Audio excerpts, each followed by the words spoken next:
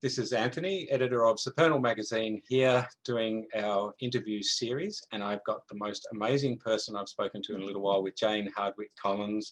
How are you, Jane? Very well, thank you, Anthony. How are you? I'm well, a bit drizzly down here, and obviously, you know, we're working through the whole COVID thing, but that's all, it's all what it is, isn't it, really? We've just got to work with that. It sure is. A big change in our lives. It is, it is.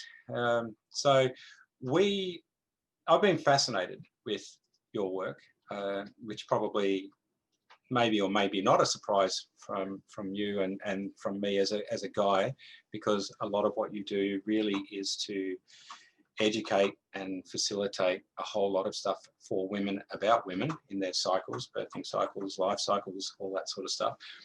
But before we get into that in a bit more detail, just give us a brief rundown of who is Jane Hardwicke Collings. Okay, well, I'm a postmenopausal grandma, and I was a home birth midwife for 30 years. So that's basically where I grew up, in the world of home birth as a midwife. And now I am a women's mysteries teacher, and I created, founded, and run the School of Shamanic Womancraft, which is an international women's mysteries teacher. So that's the basic rundown. Basic rundown. You also had your own kids and grandkids, and I think it's been interesting because obviously I've been reading some of your articles. So the spiritual practice of menstruation, and obviously Herstory. I was really fascinated. That was a really interesting read, and while I was aware of a lot of the things that went on in that, I think we'll come back and talk about that a little bit more. But it was. It's quite, as anyone would read it, it's quite confronting at times when you realise just how subjugated women have been, when really they're coming from a place of power in the first place. Exactly. Is power the right word? Well, power from within. Yep, that's probably a good way of doing it. So while we're talking about empowerment, one of the questions I wanted to ask, your passion is about changing women's lives. It's about empowering them to understand their bodies, and sort of, what does that look like for you? Where did that start? How did that sort of come about in that form that it is? Sure. Well, as a midwife, as a priestess at the birth altar, as I might refer to it, I learned so much, and I learned that birth is not an isolated medical event that needs to be managed according to risks, which is the dominant way it's looked at and done, but rather it is a culmination of someone's life thus far, how they give birth, and like a readout of their mindset, their beliefs, attitudes, and fears. So as a midwife, I came to see that there was a lot more underneath and behind in a woman's life, and including in her mindset. So as I said, her beliefs, attitudes, and fears, that was choreographing her experience of birth than was realized. So, well, by me anyway. So basically that's how I got to figure out that there was much more going on than just what was happening on the day the baby was coming. So basically my work about empowering women has come from realizing that there's so much more going on. And really what needs to happen is women need to wake up to the patriarchal culture, wake up to the miracle that their body is, wake up and shed menstrual shame, which is the actual pandemic that's had us by the wombs for so long, and to do our rites of passage healing work. So primarily to even understand what a rite of passage is and how it's creating us and crafting our lives. Also, my empowerment of women is all about the spiritual practice of menstruation, the spiritual practice of menopause, and the healing and transformational opportunity there is to see what lay beneath our birth experiences and what precedes them in how they play out. So I do all of this by sharing information, offering experiential workshops, training programs, e-courses, books I've written, articles, social media stuff, and presenting at festivals and conferences. So I'm very busy and very determined and very driven with this mission to waking up women, basically. Do you think that with the year that we've had in doing with the work that you are doing, so many people are in lockdown, so many people are struggling with all of this sort of stuff, and obviously there's all sorts of stuff going on, as we know, in relation to suicide and domestic violence and everything else. Have you noticed much of a change in the way you've had to adapt to help spread that message, or because you were doing so much on social media and everything else that it hasn't really changed? No, it's changed because the needs of women have changed. So birthing during the pandemic is a very different experience to not. And so this has seen an increased need for all kinds of support for women who are pregnant, birthing, or with newborns. Mm-hmm. And what's happened there is, with a group of women, I've created a Facebook community that is all about supporting women who are birthing during the pandemic. So that's been huge. And then there's also been a cancellation, postponement of all face-to-face workshops and gatherings. So this has shown the need for more online stuff. So I've been creating e-courses, and I've actually launched 3 during the pandemic: one on pregnancy, one on shedding menstrual shame, and one on menopause, called Autumn Woman Harvest Queen. So I think the thing about the pandemic and 2020 so far, what a year, that it has really shown all of us, and I guess some people didn't know this, but we are really face to face with the actual real interconnectedness of all of us and everything on the earth. So that's like part of the wake up call, is to realize that interconnectedness. So I think that's a big thing that's changing. And also that everyone's been shaken up, and so therefore this provides us each individually with an opportunity for like a reset, like a renegotiation of what's important and what isn't. And also our relationship with power, because one of the things we're seeing all around the world is the experience that people with power are having with themselves and against us. So I think that that's been another amazing thing everyone's had the opportunity to review, is this whole concept of power and who's got it and how are they using it and how are they abusing it. So that's kind of like what's going on the outside, but also same on the inside, because, what's going on the inside is reflected outside and vice versa. So I think that this year has also given us the opportunity to think about our relationship with power. Yeah, I totally agree with that one. It's become very obvious what's happening out there in the field, and with the way we're being governed, especially here in Victoria, in Melbourne, and the detrimental effect it's having on so many people. Yet there is a lot of empowerment I see a lot of empowerment happening, because people are starting to wake up, as you say, which is what we're trying to do, wake up and actually look around and see what's more important to you these days. And that sort of, I guess, reflects a lot too on Herstory. When I was reading that, it was just very obvious. And I guess we should probably go into that space. So for me, Herstory is stuff that I've known a lot about, especially the witching side of things, and a lot of the wars that have gone on, created by religious patriarchal people. I found it very, not so much confronting to read, but very well written, put together, that it's about educating people. So obviously you put a lot of work into doing that. Yeah, I did. And I did it because I needed to understand why we are where we are. And I did it as part of the presentation of one of my first workshops that I began to give called Moonsong, which is about reclaiming feminine knowledge, wisdom, and power. And like you, I knew about the, some of the events that are spoken of in the Herstory, but I hadn't seen them all together, which is the massive impact that it has, like the, chronological order of the dreadful things that the patriarchy has done to the feminine and women.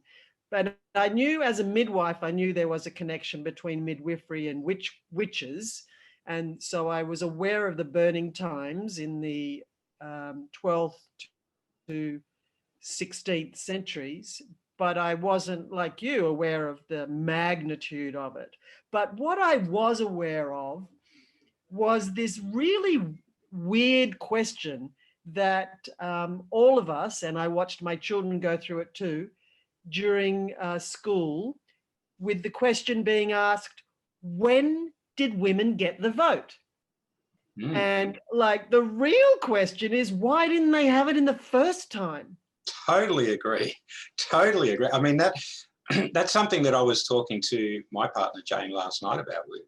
I said to her, wow, you need to read this, because I didn't realize that women had all of these rights from back then, and they were just totally crushed, every sense of who they were as people.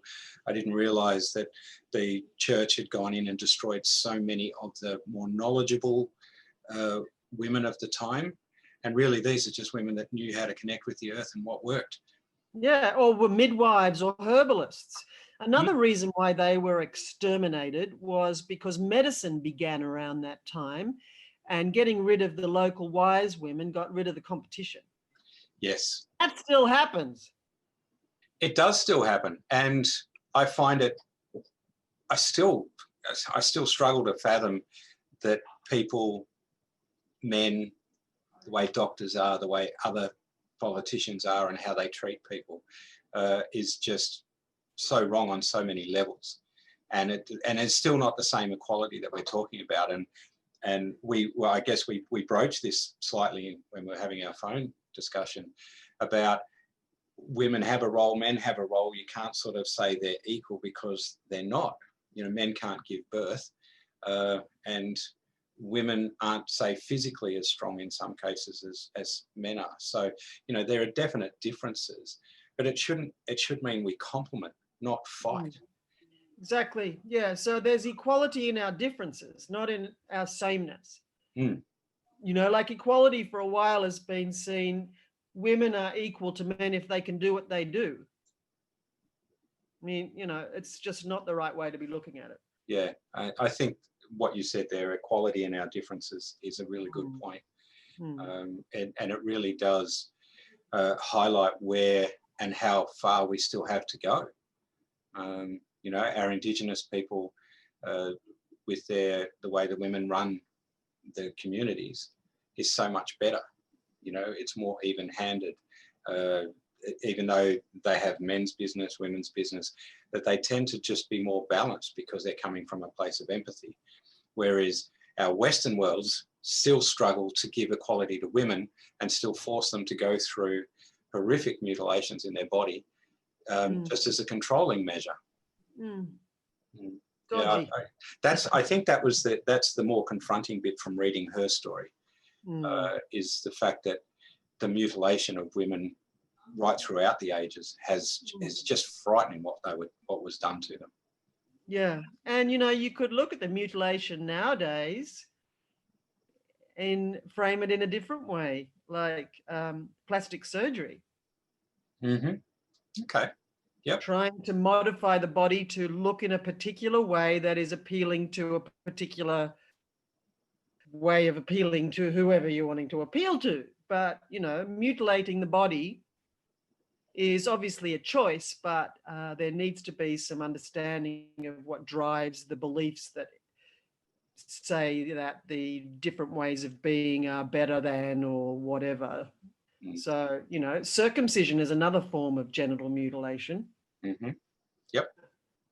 And again, seems to be more, not as much, it doesn't seem to be as common these days, just from my discussions with people, as it was years ago. And of course, then you have your religious beliefs that come into all of this. And really what's really scary is when you're reading her story is the fact that everything has been religious based. And it doesn't matter what faith you come from, it's still controlling. Yeah.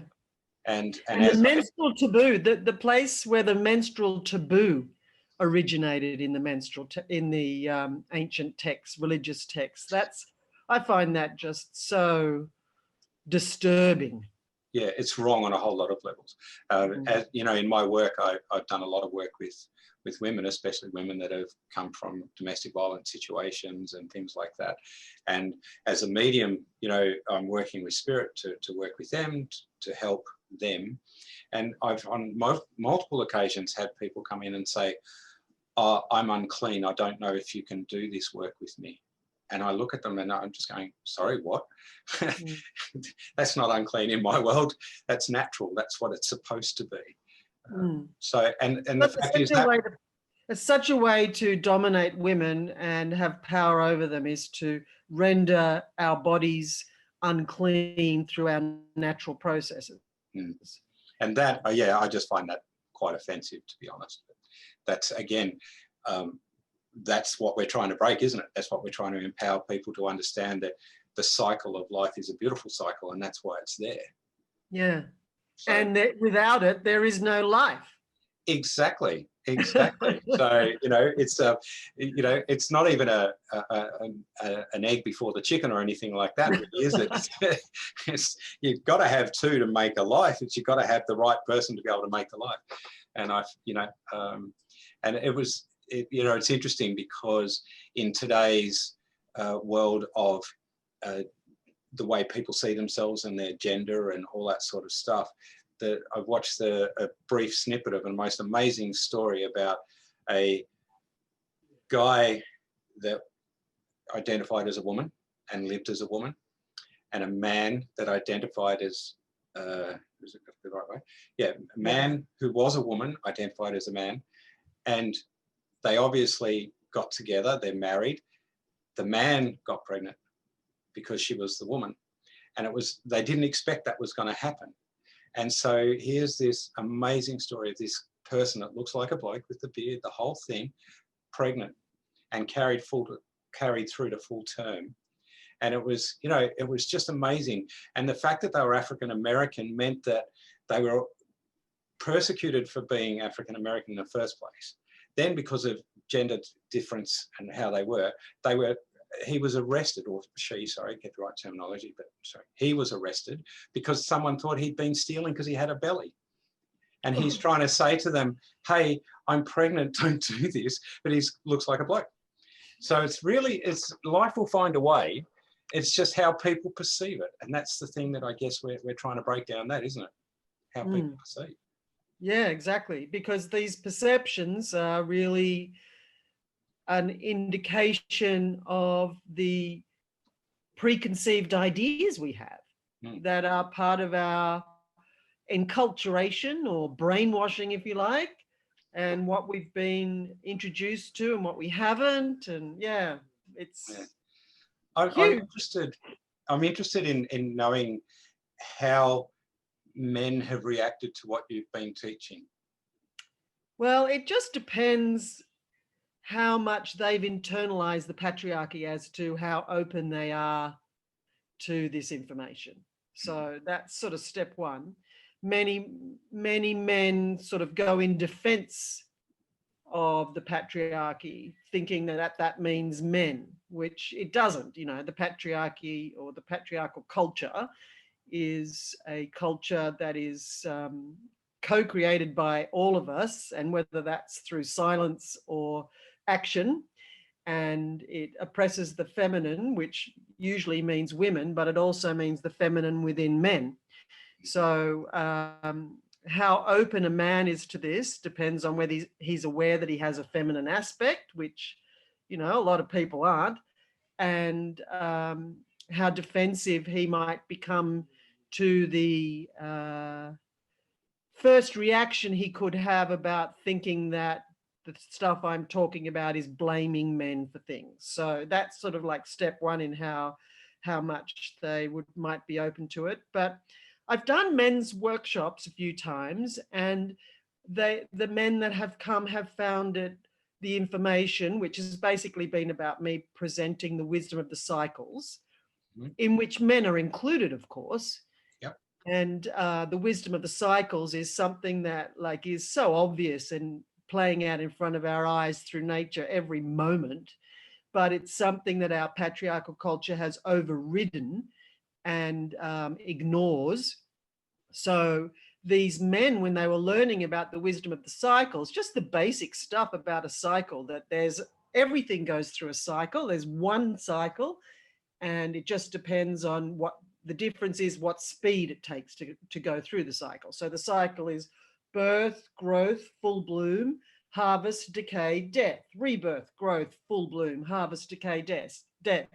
And so everything goes through that, just in different speeds. So learning about that is like so different to the patriarchal culture's perspective or plan or aim to have a growth culture.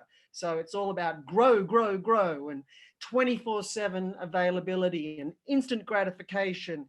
And that's not working with the cycles, and that is not sustainable, as we well know and can see very clearly now. So one of the main clues, or one of the main pieces in the wisdom of the cycles, is that the clues for how to live an earth honoring and sustainable life are hiding in plain view in the menstrual cycle. So, you know, to even talk to men about the menstrual cycle crosses a major taboo. Oh no, don't do that.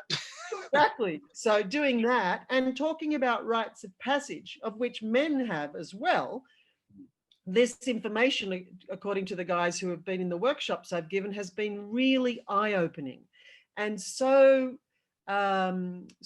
helpful and healing for their relationships with women, especially their partners, and really importantly, their daughters, if they have them. So I know that the information I have shared around this work with men has been huge and so important. And I need to do more, but I also think that men's work is men's work. And I think that there needs to be men's work that includes the wisdom of the cycles and includes an understanding of the reproductive capacity and processes of the female body, of course. So, yeah, it's been really wonderful to also with these men's gatherings to help them understand their rites of passage. So, for example, and the one that has had the really biggest effect has been talking about puberty with men, because just like puberty, boys and girls go through puberty, obviously, but girls have a rite of passage of menarche, their first period, their first blood. And there's a moment there when they see the blood on their undies, and that's the beginning.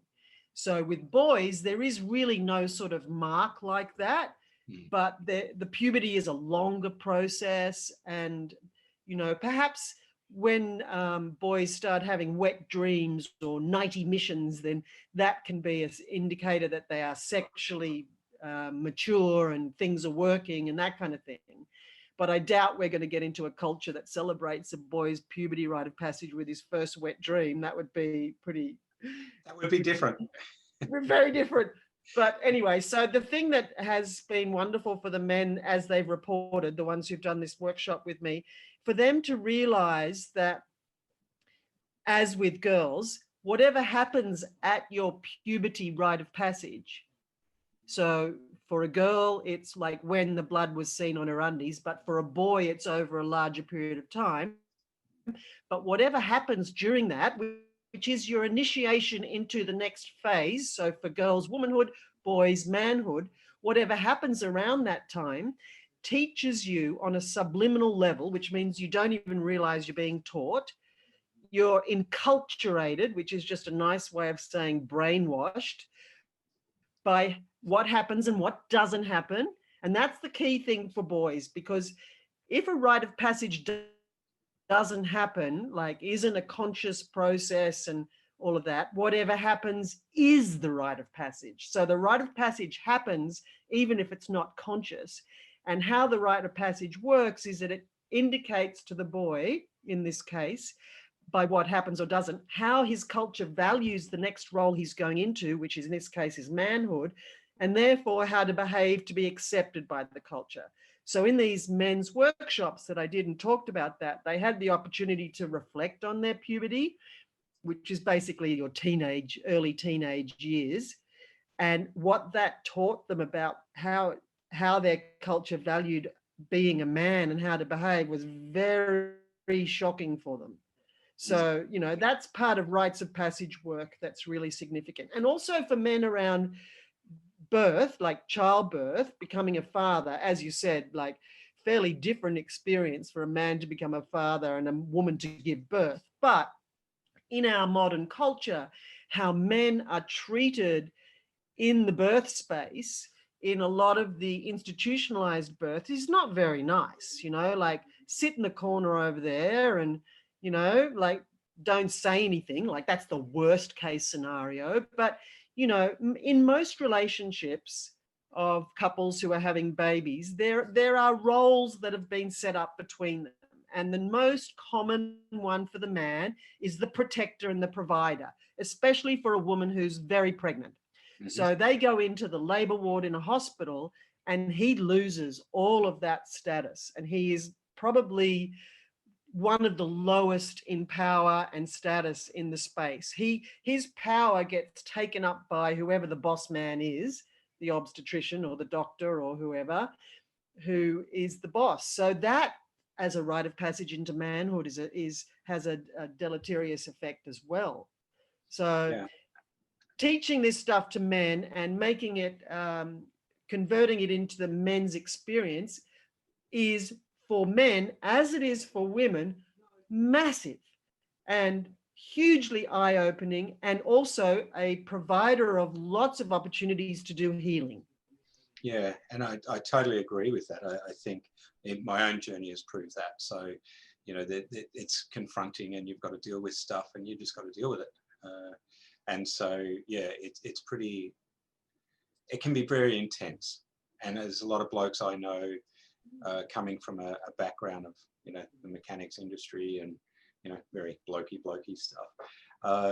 Yeah, it's very, I just imagine that so many lives could change. There would be so much less domestic violence and power struggles and all these other things if they understood. And that's where I guess society has to change the way it's dealing with this stuff.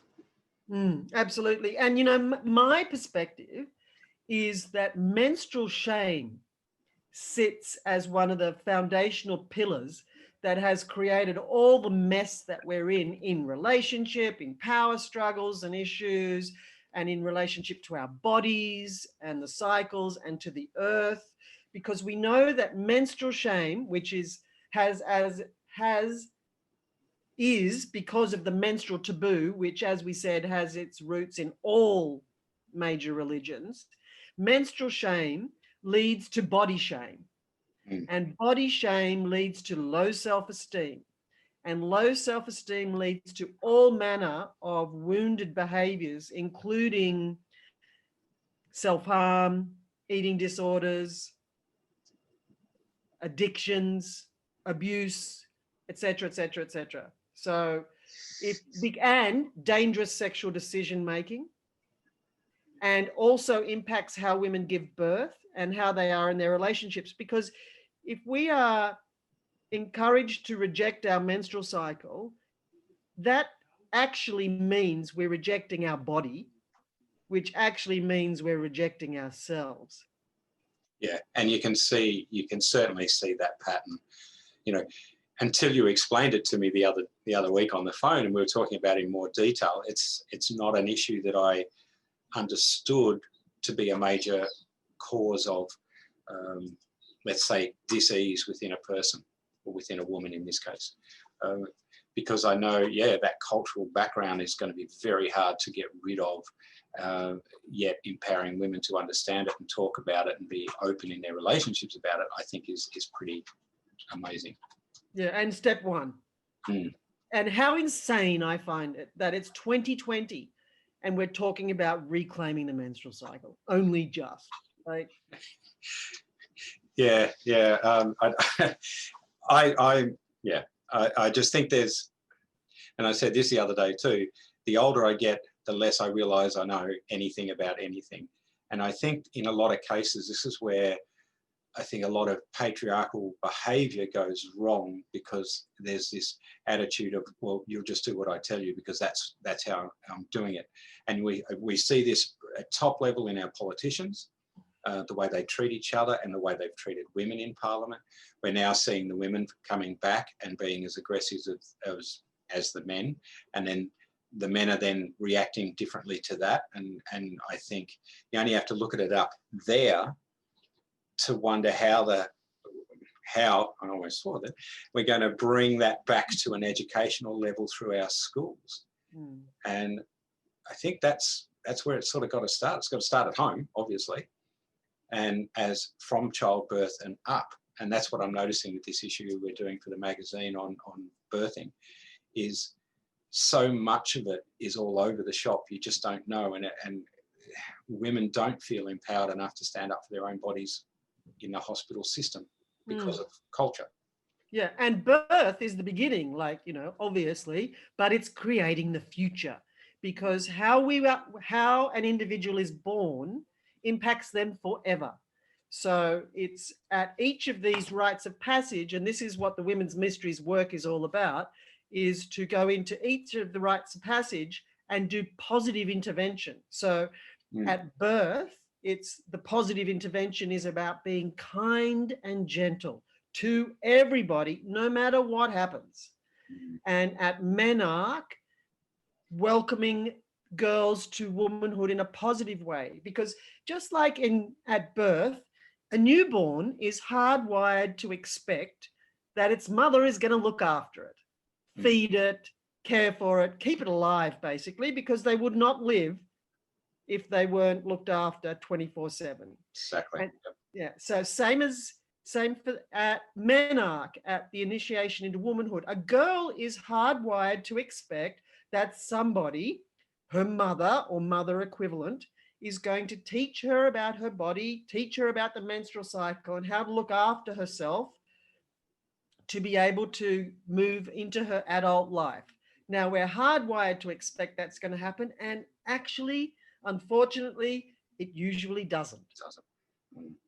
Yeah, I reflect back on that as well, because I've seen it. I've been involved in it with my own children, that sort of stuff. So yeah, it's one of those things that I can see the importance of it now.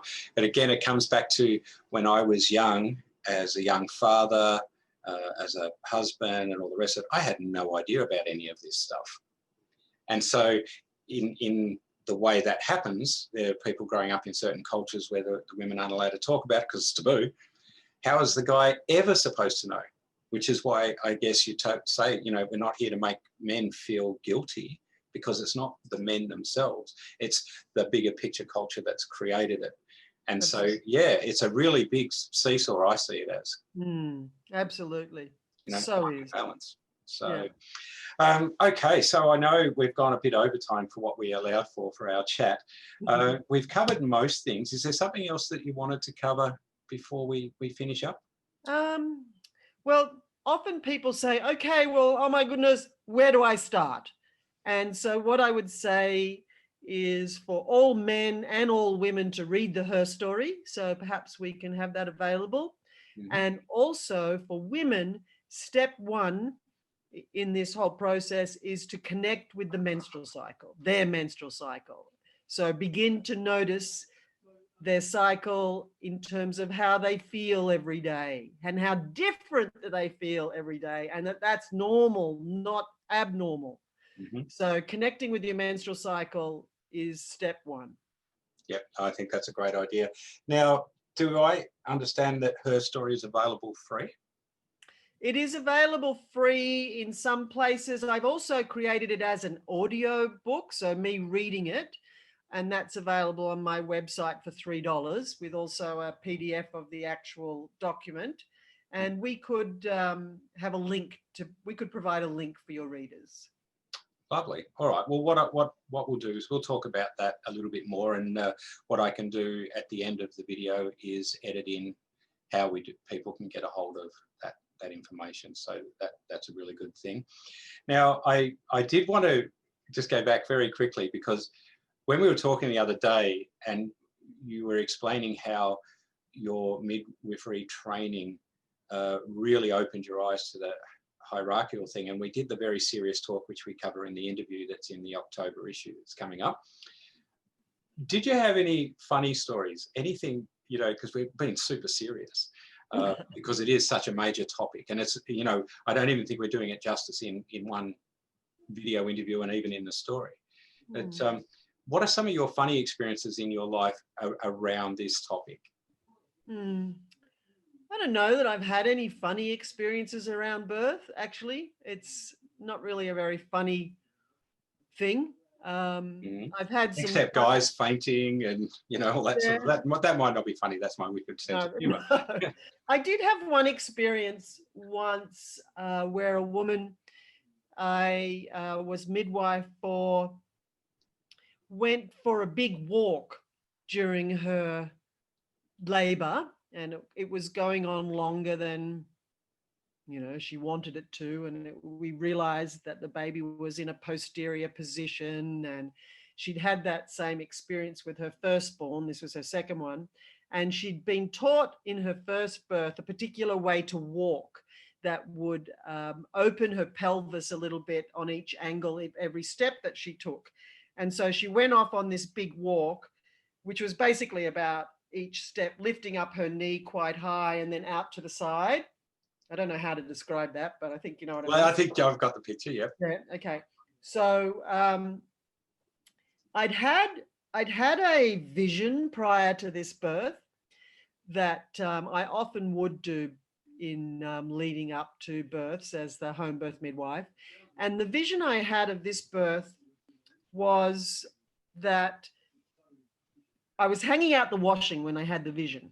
And I had the knowing that when I was hanging out the washing, or when the washing was being hung out, her birth would be very close.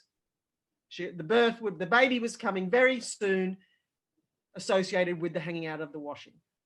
So I thought this would mean when I was hanging out the washing, I would get the call and go to her place and the baby would be coming. But actually how it played out is I was at her house already. She was in labor and she'd headed off for this walk with her partner. And I was back in the house with her mother and her firstborn, just waiting. Mm-hmm. And I looked out the window and the next door neighbor was hanging out his washing. Oh dear.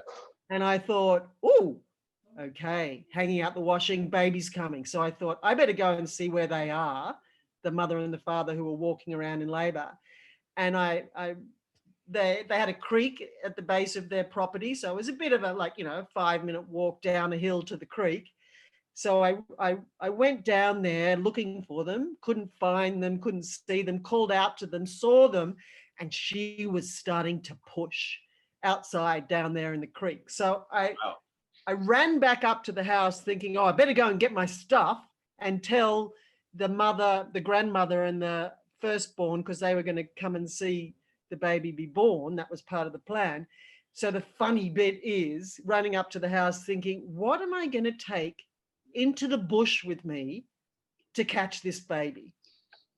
And so, like my midwifery kit includes a, big bag of stuff and an oxygen cylinder and suction and, all manner of stuff I never use.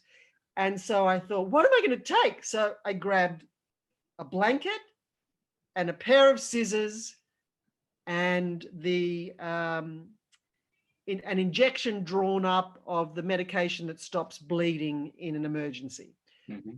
So I grabbed those 3 things and the oldest child and the grandma, and we ran down and put the blanket on the ground, and the woman held onto the tree and pushed the baby out there in the bush. Wow. That was beautiful. and so, because that was going to be the flow on from anything that might have been funny, was how beautiful would be most of your experiences like that, and you've just answered both of them all in the one question. Yeah. Yeah, no, that's brilliant. All right, well, look, I just want to say thank you very much, Jane, for being a part of our interview series with Supernal, and we hope to catch up with you soon, and thank you very much. Thank you, Anthony, and good on you for what you're doing. The world needs men like you. Thank goodness for you. Oh, thank you. Thank you.